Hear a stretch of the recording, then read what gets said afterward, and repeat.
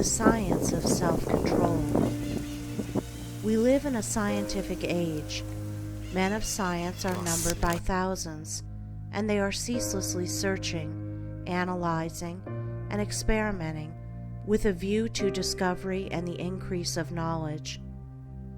The shelves of our libraries, both public and private, are heavy with their load of imposing volumes on scientific subjects, and the wonderful achievements of modern science are always before us, whether in our homes or in our streets, in country or town, on land or sea. There shall we have before us some marvelous device, some recent accomplishment of science, for adding to our comfort, increasing our speed, or saving the labor of our hands. Yet with all our vast store of scientific knowledge, and its startling and rapidly increasing results in the world of discovery and invention, there is, in this age, one branch of science which has so far fallen into decay as to have become almost forgotten, a science, nevertheless, which is of greater importance than all the other sciences combined, and without which all science would but subserve the ends of selfishness and aid in man's destruction. I refer to the science of self-control. Our modern scientists study the elements and forces which are outside themselves, with the object of controlling and utilizing them. The ancients studied the elements and forces which were within themselves, with a view to controlling and utilizing them, and the ancients produced such mighty masters of knowledge in this direction, that to this day they are held in reverence as gods, and the vast religious organizations of the world are based upon their achievements.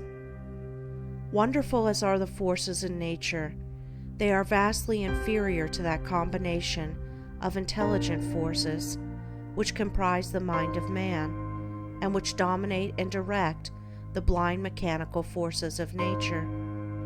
Therefore, it follows that, to understand, control, and direct the inner forces of passion, desire, will, and intellect, is to be in possession of the destinies of men and nations.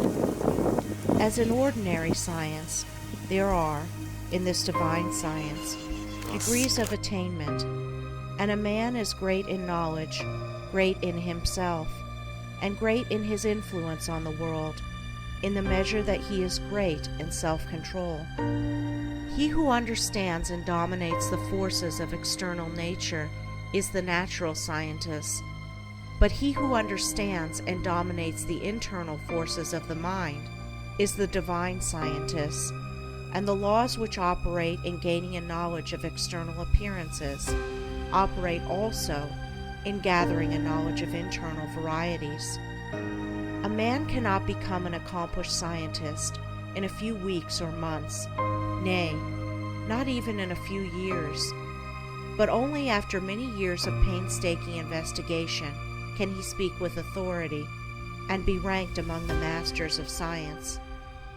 Likewise, a man cannot acquire self-control and become possessed of the wisdom and peace-giving knowledge which self-control confers, but by many years of patient labor, a labor which is all the more arduous because it is silent and both unrecognized and unappreciated by others.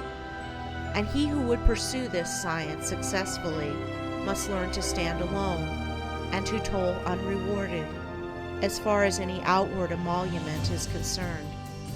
The natural scientist pursues, in acquiring his particular kind of knowledge, the following 5 orderly and sequential steps. 1. Observation. That is, he closely and persistently observes the facts of nature. 2. Experiment. Having become acquainted by repeated observations with certain facts, he experiments with those facts, with a view to the discovery of natural law. He puts his facts through rigid processes of analysis, and so finds out what is useless and what of value. and he rejects the former and retains the latter. 3. Classification.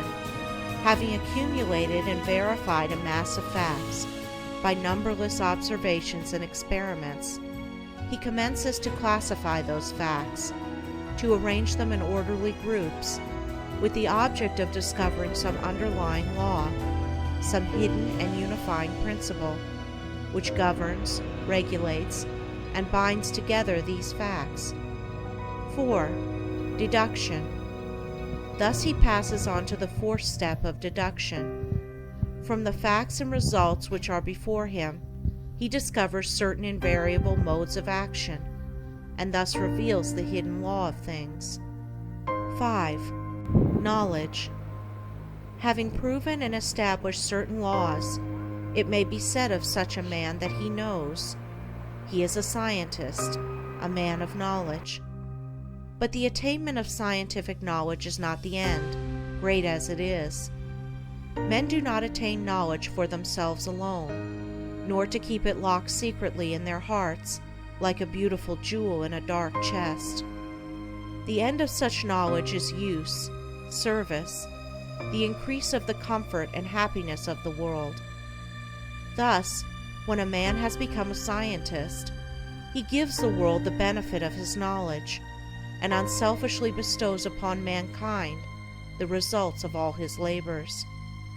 Thus, beyond knowledge, there is a further step of use, that is, the right and unselfish use of the knowledge acquired, the application of knowledge to invention for the common weal. It will be noted that the 5 steps or processes enumerated follow in orderly succession, and that no man can become a scientist who omits any one of them. Without the first step of systematic observation, for instance, he could not even enter the realm of knowledge of nature's secrets. At first, the searcher for such knowledge has before him a universe of things. These things he does not understand. Many of them, indeed, seem to be irreconcilably opposed one to the other, and there is apparent confusion. But by patiently and laboriously pursuing these 5 processes, he discovers the order, nature, and essence of things, perceives the central law or laws which bind them together in harmonious relationship, and so puts an end to confusion and ignorance. As with the natural scientist, so with the divine scientist, he must pursue, with the same self-sacrificing diligence, 5 progressive steps in the attainment of self-knowledge, self-control.